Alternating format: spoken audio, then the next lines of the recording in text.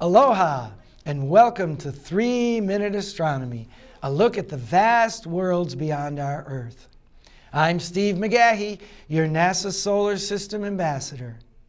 In January of 1992, the first exoplanet was discovered and confirmed. An exoplanet is a planet that orbits a star other than our Sun. The race began, and in March of 2006, NASA launched the Kepler Mission, named after the famous astronomer and physicist Johann Kepler, who lived during the 17th century. The ancient quest for other worlds like our Earth has been rejuvenated by the intense excitement and popular interest surrounding the discovery of hundreds of such planets orbiting other stars. There is now clear evidence for a substantial number of these systems located right here in our own galaxy.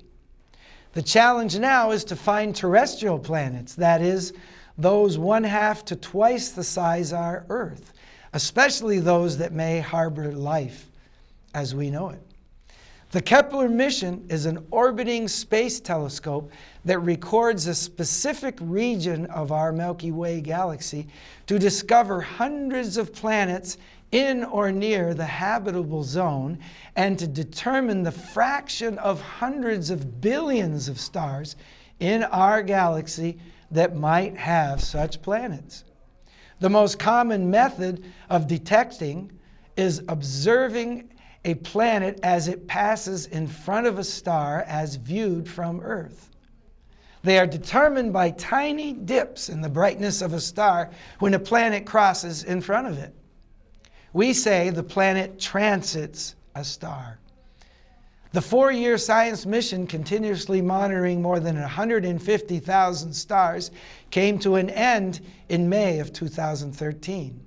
The K2 mission, utilizing the same telescope, saw first light in May of 2014 and is expected to continue through 2018.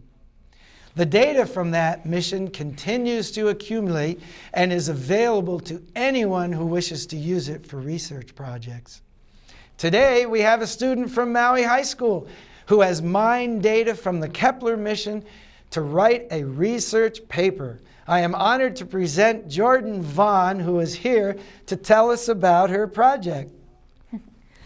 For my project, I searched for transits in over 1,000 light curves from various sources such as the K2 campaigns, soon settling on planet candidates from K2 campaigns 5 through 8, which had follow-up spectroscopy. I selected 27 planets to look at. Then I took the data from a mass K2 archive and converted each file to a usable text file using nthought canopy. From there, they were inserted into a spreadsheet to plot and graph these transits. Once seeing the clear transits, I first determined the depth of the transit using a depth equation. This gave me the planet radius as well. I then determined the orbital distance, which is the distance between the star and the planet, using Kepler's third law for another equation, which is used to determine the temperature of the planet and the planetary equilibrium equation. This being completed, the closest I got to an Earth-like planet had a transit depth of 0.0096, an orbital distance of 0.745, and a temperature of 667 Kelvin. After analyzing the data, I came to a conclusion that Earth-like planets are far harder to detect than large gaseous planets close to their host star due to size. Even though Kepler was meant to find Earth-like planets, it can detect these large exoplanets more easily. In the future, I would like to get the mass of these planets, as well as composition using radial velocity. I would also like to analyze more light curves to look for more possible Earth-like planets. Great, thank you, Jordan, for informing us of your new project using data from NASA.